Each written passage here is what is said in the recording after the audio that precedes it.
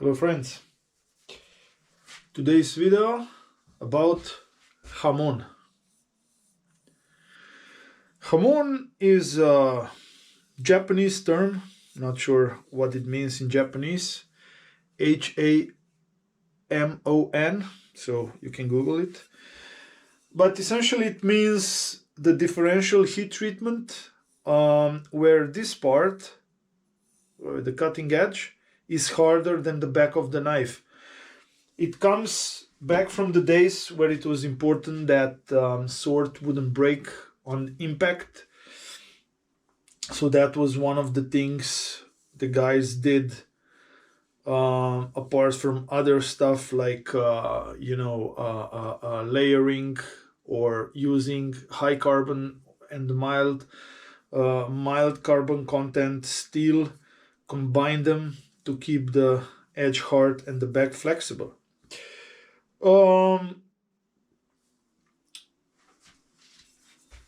If you look at these two knives, you will see that, for example, this one is dark completely, and this one here, it's quite light. On high carbon steel, it means that this part is less hardened because it will etch differently, much differently than the non-hardened steel will etch much differently than hardened. And this is because here the clay that I applied was much thicker than here, and here I applied very thin layer of clay. Clay is the, let's call it, insulation that prevents heated steel to be quickly cooled down by, either the water or oil, whatever we are using. And I decided to make the video because I have this knife that I'm working on, and I will be applying it now so you can see how it's done if you ever want to try it yourself. So let's go.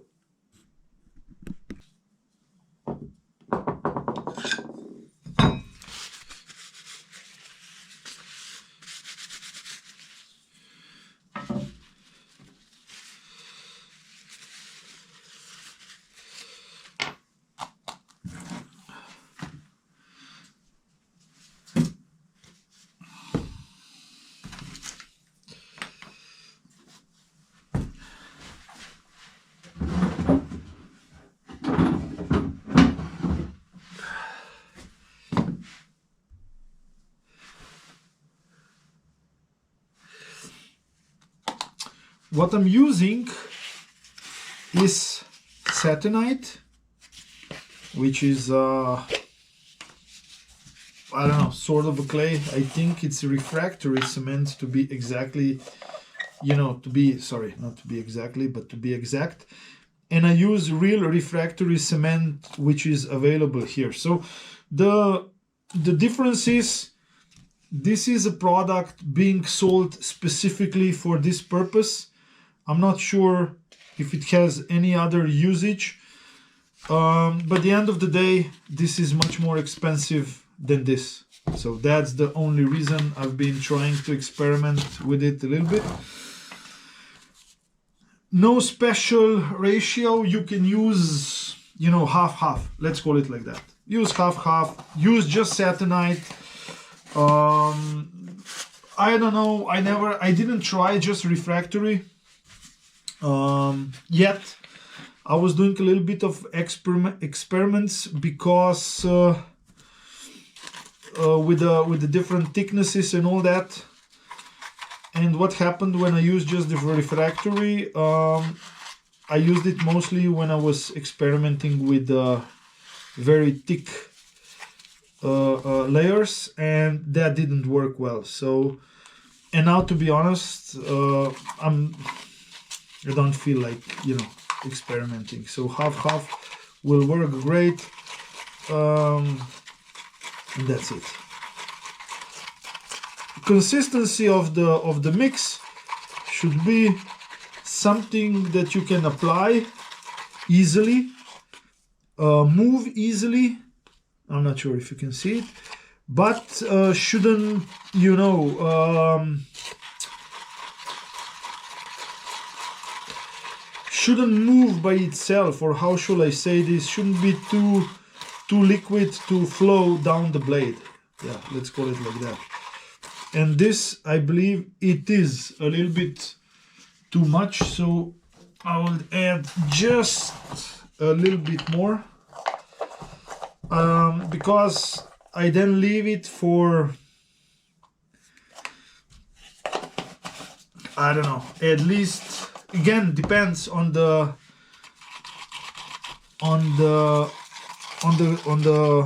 you know, consistency of the mix and the thickness, how much you apply. Then depends how long do you have to keep it, you know, to dry.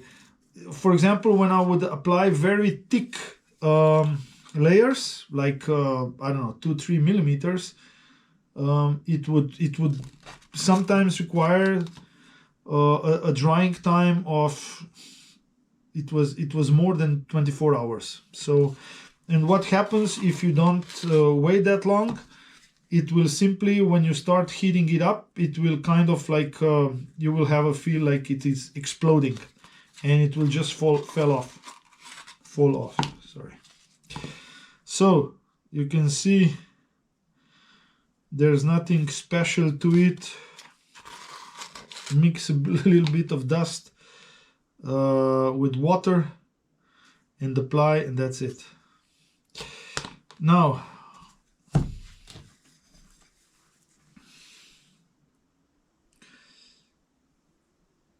just making it, as I said, a little bit thinner, and now create like a you know, teeth, how do you say? Make sure you don't move the mane too far down, and I will explain a little bit as I heat treat this stuff. Well, I will explain it now. Just let me finish this one. So you can see that's maybe 2 millimeters. I will try to clean this. And now what I'm doing, I'm not sure if it makes sense or not, but what I notice is that if I don't do roughly, you know, the same position on both sides, it will kind of not make a nice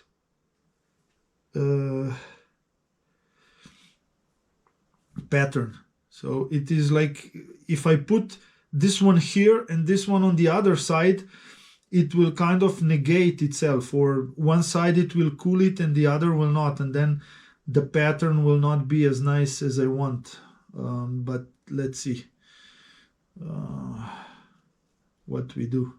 You will see it either tonight, or no, tonight not, because it will come up after the edge. So eventually, well, could be tomorrow or Monday. Today is Saturday. So you can see. Now what is important also is, you know, from the basic heat treatment, if one side is significantly thicker than the other, maybe the bending of the blade can occur. So make sure you try to be as consistent as possible, or symmetrical. But that's it. So it's relatively simple thing to do, and the effect is quite nice, at least in my opinion. So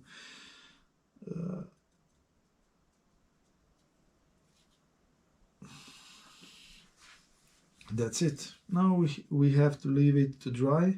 Now, what I wanted to say about the heat treatment is this.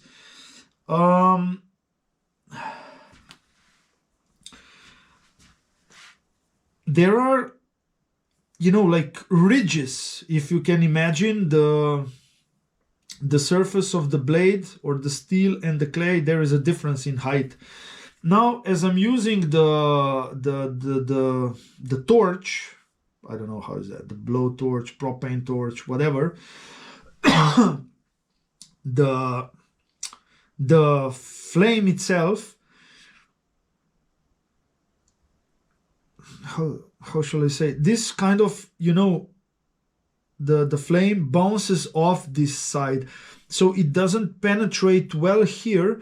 So you have to be sure to watch the color as I work by the color, that the color that I have here also enters here.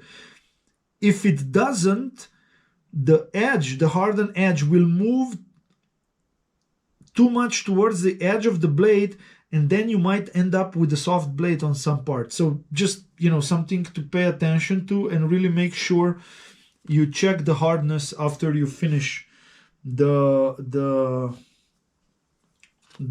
work.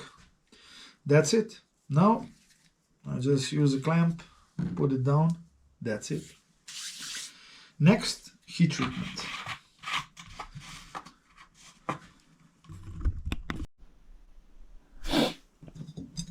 Clay is dry.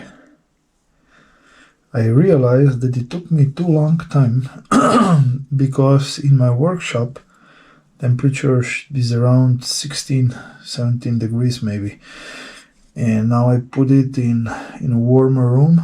It dried immediately. So dry it on a room temperature and it will dry fast. Now, heat treatment.